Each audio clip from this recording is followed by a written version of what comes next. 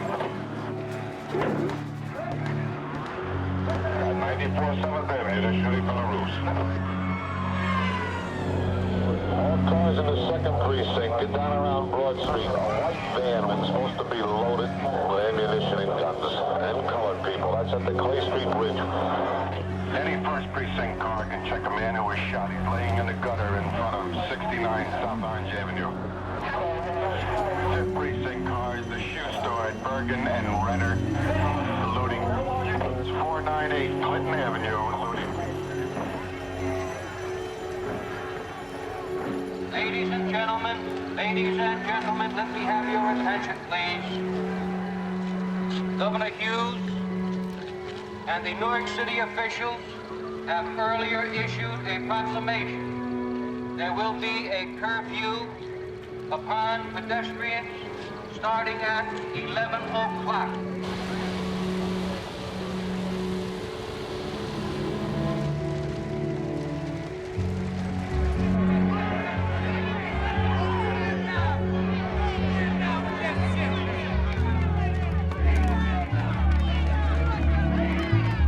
The city in those sections is apparently still in what can only be classified as open rebellion. And Mayor Addonizio and I have determined that the line between jungle assault on law and order might as well be drawn here as any place in America.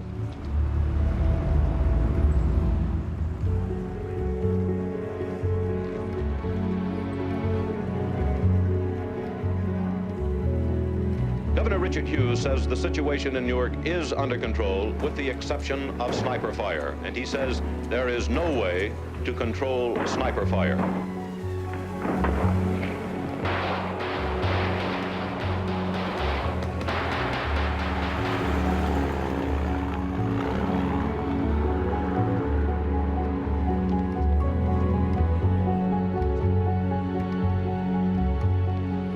There are about 22 blocks of Newark Springfield Avenue here in the ghetto area. And this Friday, they all look pretty much like this. One massive sea of devastation as far as the eye can see in both directions. Debris, broken glass, all that's left after a night of violent rioting. How much did you lose? About $15,000 to $20,000.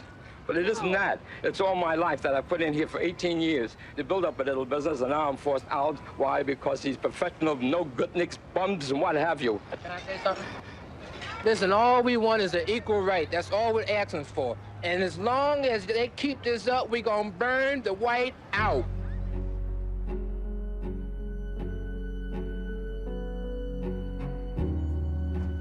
The civil disorders, violent protests that erupted in so many of America's cities during the hot summer of 1967 were just sensational, front page, big type news. And the same was true on television. They just dominated the television news. The fires, the looting, the sniping.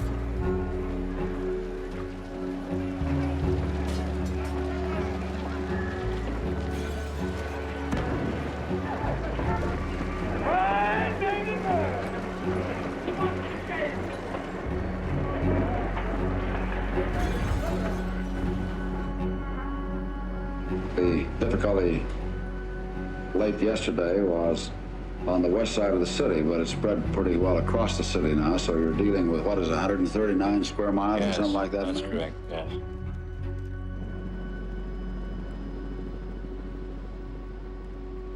As Governor of the State of Michigan, I do hereby officially request the immediate deployment of federal troops into Michigan to assist state and local authorities in reestablishing law and order in the city of Detroit. It caused enormous fear and anger, puzzlement. 43 Americans died in these streets. 386 were injured. 477 buildings were damaged or destroyed. Something like it happened in 76 American cities this summer. The question was, is this some kind of organized thing? How long is it going to last? What can be done to stop it?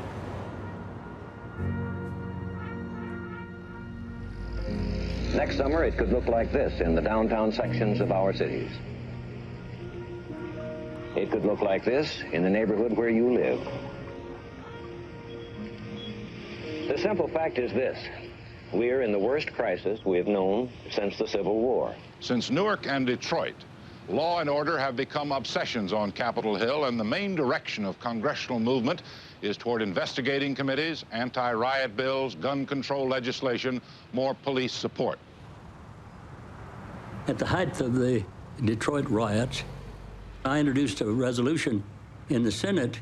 I said we ought to have a Blue Ribbon Citizens Commission to look into these civil disorders, not just on a law and order basis, but getting at deeper causes. That was on July the 25th of 1967. On the 27th, it was announced by the White House that President Johnson was going to have a nationwide telecast. And he called me that evening, not very much before he was to go on the air. And he said to me, Fred, I'm going to appoint that commission you've been talking about, and I'm going to put you on it. And I said, well, I'll do the best I can. And he said, another thing, Fred, I want you to remember you're a Johnson man. And I said, yes, sir, I am a Johnson man. And he said, if you forget it, I'll take my pocket knife and cut your blank off. He did not say blank.